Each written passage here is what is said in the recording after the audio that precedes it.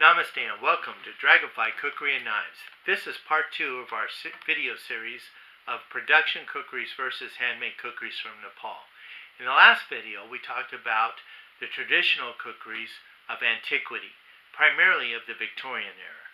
We talked about how there were two companies, Handmade Kukri and IMA, that were invited to Kathmandu, to the royal palace, to purchase a very large section of their arsenal that was of antiquity of the Victorian era, which is around the 1890s. They brought home quite a bit of pieces of that, which include flintlock rifles, cartridge-fed rifles, bayonets, cannons, along with a variety of different kukris. And they put them into their catalogs and made them available to the consumer.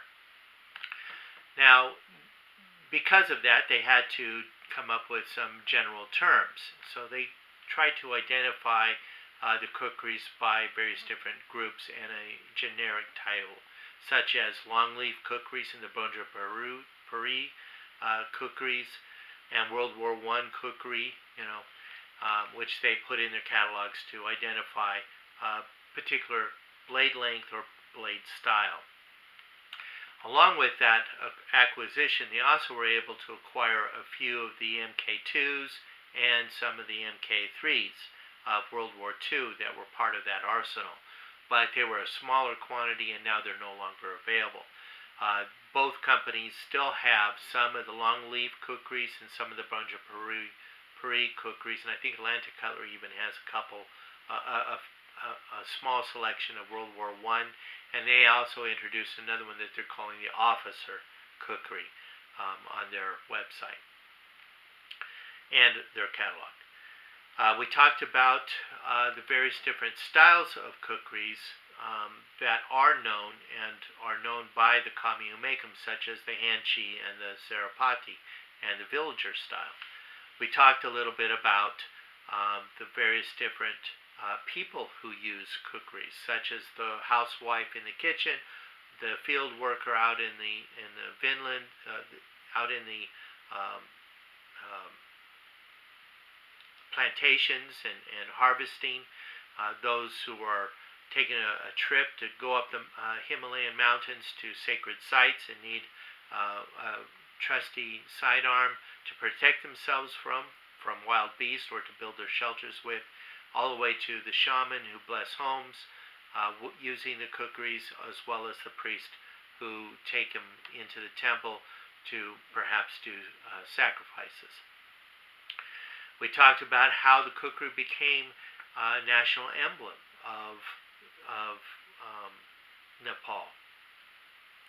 So in this particular video, we're going to be talking about the beginning stages of the standardization of the kukris, the coming up with the various different mark versions of the kukris, such as the Mark I, Mark II, and so forth, the British Standard Issues that were issued to the Gurkhas who were assigned with the British troops that were engaged in various different war theaters, such as World War I, World War II, and so forth.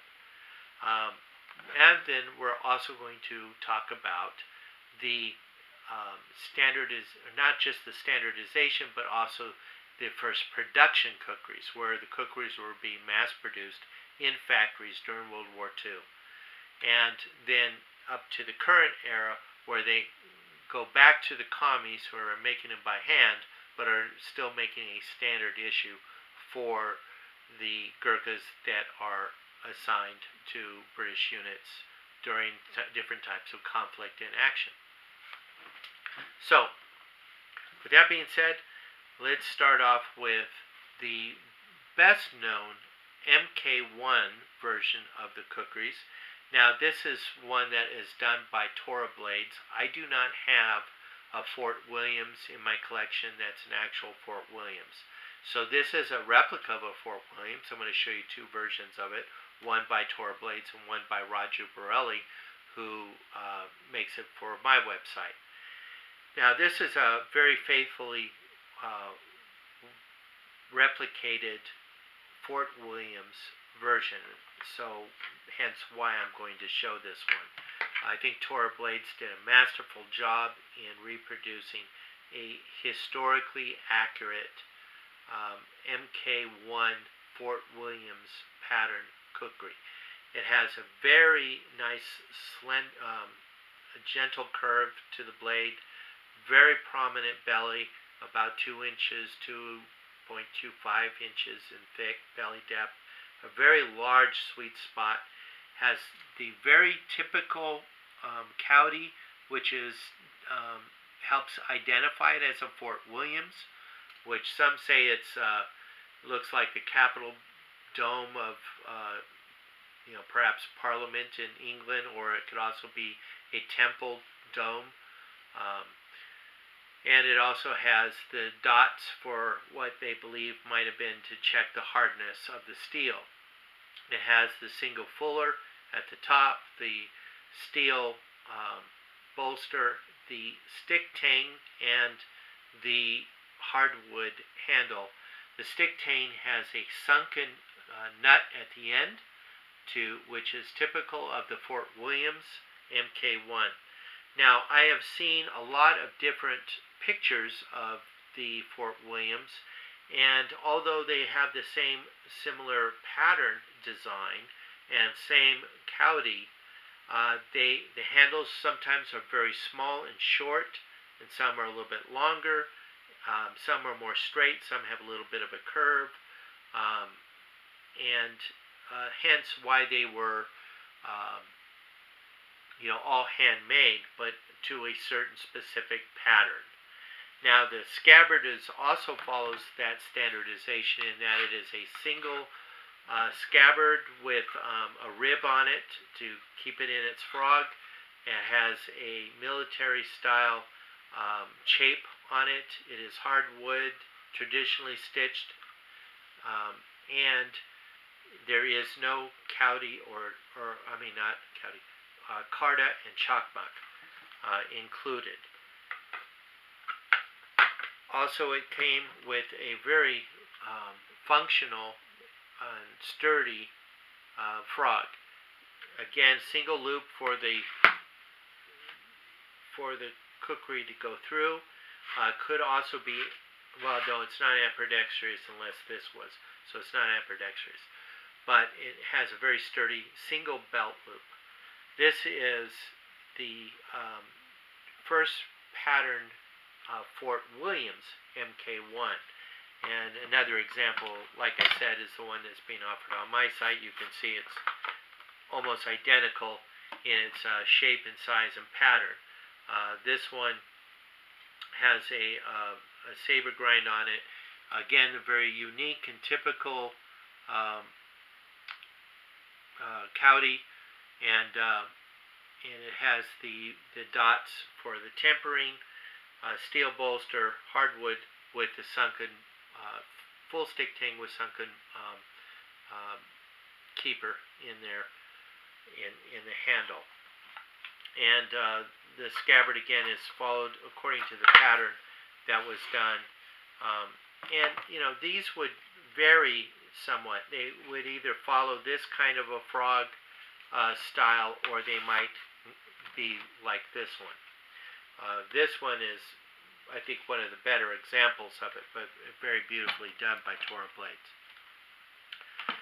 Now, as a collector, I'm often looking for kukris that I know and recognize, that I can tell that are from antiquity. And I look for Victorian periods, I look for beautiful shapes, well designed. But when it's coming to the BSIs, I'm looking for those that are known. But every once in a while, I'll come across a few that it looked like it was a pattern that may have been intended to be a BSI, or maybe was a BSI, but has been left out of the history books. So to show an example of what I mean by that, and since we're talking about the World War I period, I'm going to show you this particular pattern which I think could very well have been one of the earlier versions of a British Standard Issue MK1. Now, the reason why I say that is I have 3 kukris that I'm going to be showing you that are identical in very specific ways. Notice the 3 fuller lines up here at the top of the spine, and notice the cowdy there, that it has kind of this little hook shape where the spigot is.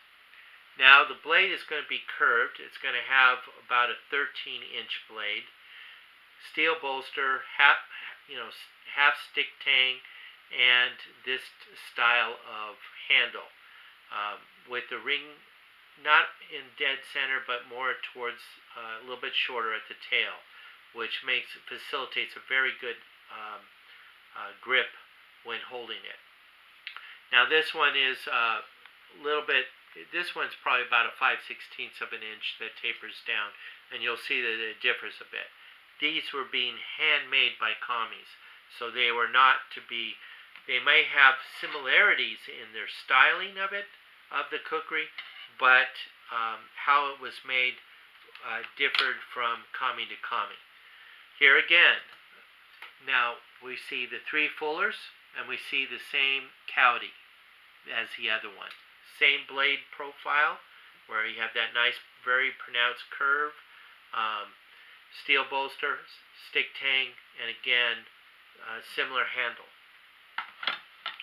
And last but not least of this pattern is this particular one.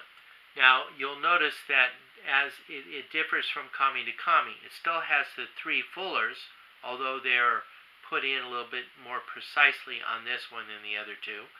And it has the same cowdy. Okay, same blade profile, again, half stick tang, very similar ring and style to the handle. So very likely could have been a early version of the Mach 1, MK1. There were other MK1 patterns that were not the Fort Williams that followed this, or with a more traditional style cowdy. Now, once we get into World War II, we see the beginnings of the factory-made production kukris made during the time of war to supply the Gurkhas who were fighting alongside the British. And the first one to appear is the MK2. Now, it is said that it was probably being produced towards the end of World War I, going into World War II. The examples I have all come from World War II era. So the first one I'm going to show you is made by Pioneer in Calcutta, India, and this one was made in 1941. It has a nice curved blade, 13 inches. Now we're finding very specific measurements. Must be 13-inch blade. The blade shape has to be this nice curve with a very good sweet spot. It has a very specific cowdy. Notice that the spigot is rounded, and it has a very prominent single fuller at the top. The bolster is designed to blend right into the blade like it is one piece. Another thing that's unique for this kukri is that it is the first of the panwall designs. So it has the full tang that is pinned at the butt plate, single butt plate, and is pinned by 2 pins, steel pins, encircled with brass as well. And this is the first panwall design. And this particular pattern and the panwall has been copied by commies even to this day. Not necessarily of the MK2 version, the Mark II, but they have now incorporated full tangs into their kukris, kukri design patterns. So panwall design. This one by Pioneer, 1941. I'm going to show you the next one is made by ADT. This one says ADT2 1941 stamped on the blade. Again, made in India in a factory single fuller, again 13-inch blade. The bolster is blended into the blade to make it look like one piece. The cowdy has the rounded spigot, and it is pan wall designed with slabs, hardwood slabs. This one has 6 rings as the Pioneer had, but this is a different company that made it. Steel pins with the brass ring around it, and has a steel bolster that's peened down in the back. 13-inch blade, same 2-inch or 2 1/4 inch belly depth. They're identical in many ways. You'll see a slight difference because it's a different factory that made it. This one comes with a pretty standard scabbard in that it's the leather wrapped over wood with a ribbing on the top to keep it from sliding out of its frog, and it has a military style brass chape on it. You can see that style on there. I put a single belt loop frog on it from another more modern kukri, so the frog is not original to the time period. But this one, excellent example of the production kukri that were being made. Now these were production, so that means they had to follow very strict blueprint design patterns. Now the next one I'm going to show you is this one. I don't know what the company is. It's marked as M43, so it's probably made in 1943. Again, this is a production kukri. This particular company that was producing this BSI, again, machined that fuller at the top. Look at the spigot. You'll see that it's rounded. Again, 13-inch blade. The bolster is blended into the blade to make it look like one piece. Pan wall design, hardwood slabs. This one has lost its butt plate, so you can see very well how it was peened on it through at the end of the tang. This one has sunken rivets, holes, with the brass and the steel pins through it.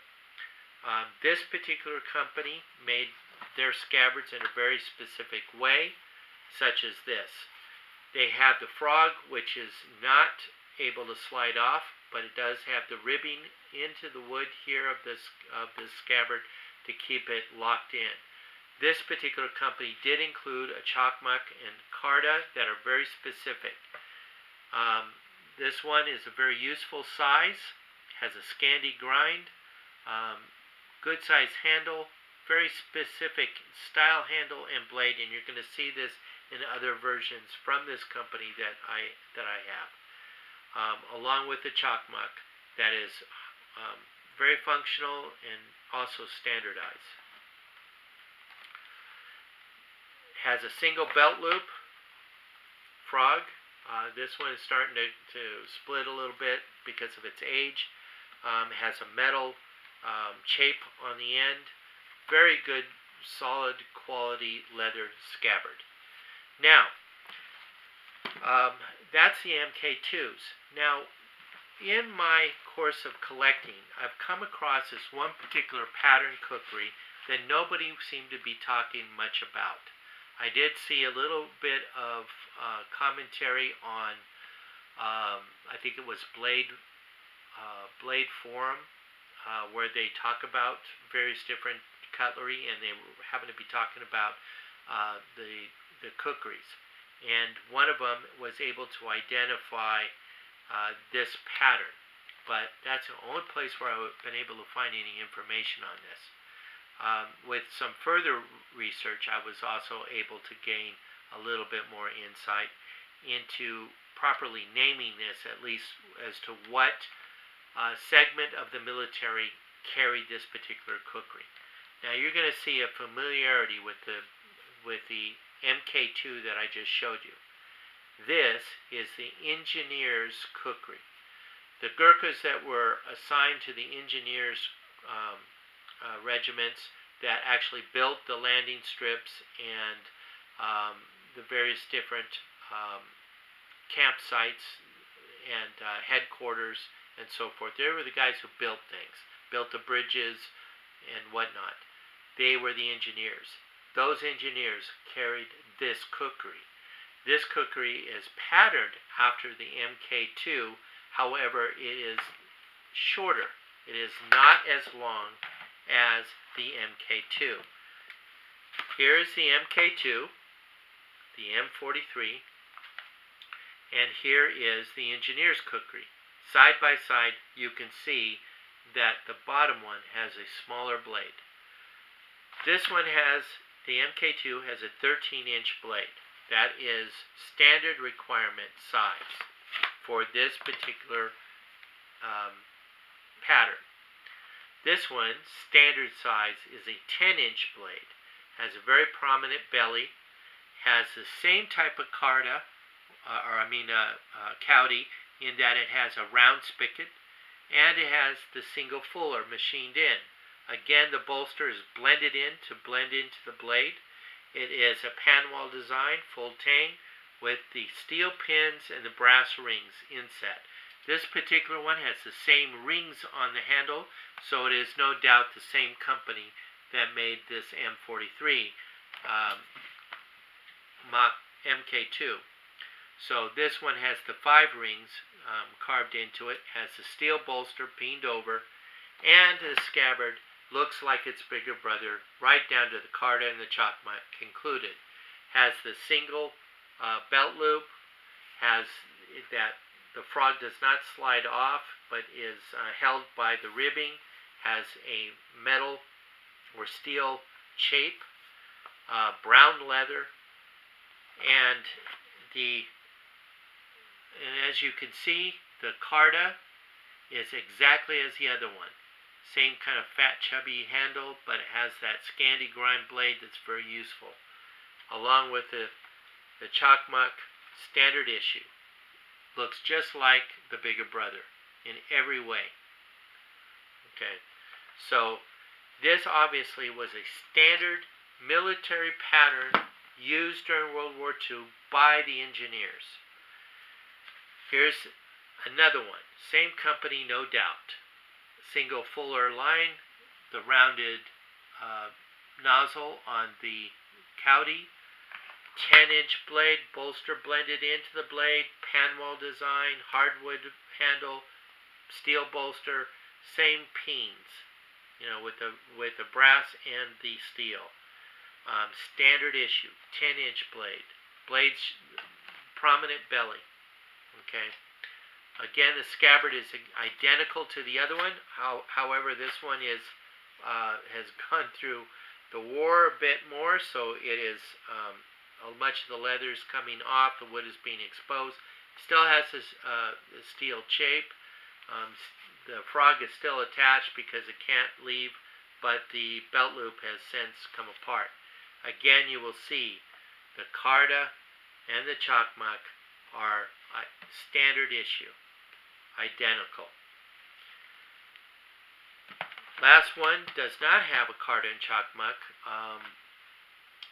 Original scabbard that's falling apart, the leather's coming off, the frog is completely destroyed, and I don't think this one ever had the carta and the chakmak with it, so it may have been a different company that actually made this this particular scabbard. The steel chape has come off and been lost. But here you go. Here's the same pattern blade. Again, the fuller, the rounded nozzle to the cowdy, 10-inch blade, blended bolster, panwall design, sunken rivets, and again the 5 lines, the steel bolster, pinned over. All 3 of these are 100% functional. I could go out and chop with them. They're very sturdy, very well made for the production style engineer's kukri. As you can see, this thing has really it's dying. So this one I try to handle very gingerly because every time I take it out, does a little bit more damage to this poor scabbard. The next pattern that I'm going to talk about is the MK3. The MK3 was a very popular design. This one is one that came from the World War II era at the end of the war. It's actually been dated at 1945. This is the standard pattern of the BSI of the MK3s. Now this one has a ridge to the spine, so it's not a 90-degree spine. I really like this one. This one feels good in the hand. Obviously, a GI who used this brought it home and started implement and had a custom scabbard made for it. So this is an excellent kukri of the MK3 pattern. Some of the other patterns that I have are of this one was 1975. It's marked KED with the British arrow on it, made in India, probably by Windlass Steelcraft, which formed in 1943 and started producing this pattern for the Gurkhas that were attached to the British. They're still currently making this for the Gurkhas that are now in the Indian military. And this is their standard BSI for them, which is different from the standard BSI that is being produced for the Gurkhas with the British. Traditional scabbard with the raised ribbing here so that it won't go through the frog. Losset steel or brass shape. Now this particular kukri, when they started producing them back in 1943, they had very specific blueprints that they had to follow in their production. When I got the first one that I ever purchased of this pattern was with Atlantic Cutlery back in the early 1990s. They included this blueprint. And this particular blueprint has the identical pattern that they were to follow in the factories. It gives very specific instructions even to the heat treat and tempering of this blade. But everything had to be precise and exact. And on the back it gave instructions to the heat treat, how where it was to be treated as far as heat treat, what was supposed to be left soft. They go into a tremendous amount of detail. So this is a production kukri. It was heat treated and it was tempered.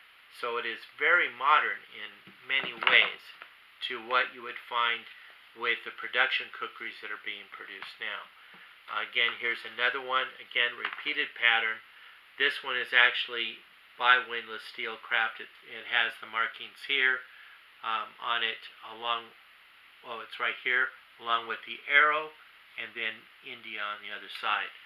This one does have a 90-degree spine, but in all intents and purposes identical to the blueprint. This is the original type of scabbard it would have with a brass shape. It does come with Karda and Chakmak.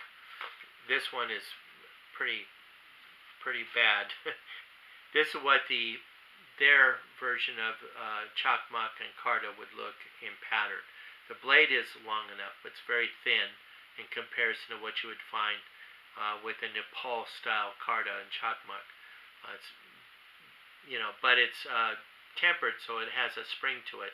You can actually, probably use it to skin a fish. It has enough flex in it. The next pattern that we see at the close of the war, from 1950s all the way to the early 1990s, is what is called the MK5. But before I get into the MK5, I'm going to mention the MK4. I don't have a sample of the MK4 because they're rare. And that was made by Wilkerson Sword Company. They first got the contract with the standardized version, where it was going to be made in Great Britain by Windlass Steelcraft. Not Windlass Steelcraft, Wilkerson Sword Company. They made a short run of them. There's a limited number of them. When they all of a sudden got redirected to manufacturing other um, equipment for the war that was of high demand. So they abandoned the MK4. So the MK4 is precisely the Wilkerson. And if you can find one, add it to your collection. It may cost you a pretty penny, but it'll be worth it because it's one that will be very highly prized and valued among collectors. Now the next one I'm going to show you is that 1950s to the early 1990s BSI, British Standard Issue, the MK5. Now this particular one is a very beautiful pattern. This is one of the better made ones. Now these are no longer being produced in factories, in mass productions. These are being made by a particular cookery house that may have won the British contract. So these now go back to being handmade by a commie, but they're following a very set pattern set by the British, saying it must be a blade length of 11 inches. It has to have this nice curve to it. This particular one's hollow forged, so it must have had to have been hollow forged as well. Horn handle, brass furnishings like the bolster and butt plate, stick tang that goes all the way peen to the end, traditional cowdy, single fuller line, but not a deep fuller line. This one is stamped E68, so this was probably made in 1968 during the Vietnam War. This is got a 5-inch handle, which would be good for a Westerner to hold and swing and carry. 1/4-inch stock that tapers down to the tip. This is a fantastic kukri. They were issued 2 of these. One was polished with polished furnishings, polished horn handle, and polished blade with a patent leather scabbard that was used for parade. Then they had the satin finish with the brushed finished brass bolster and butt plate and keeper, and a unpolished horn handle, what they called a raw horn handle. And that was to diminish any reflection. This was the kukri they carried in training and when they were deployed in war. Now this one comes with a scabbard, but it's probably a replacement scabbard that was probably made in Kathmandu probably, or somewhere in India where they were replicating the scabbard, a military scabbard that would have housed this. So probably the original scabbard got destroyed somewhere along the line and they had to replace it, which is not uncommon. Another pattern of the same pattern, this one was made in,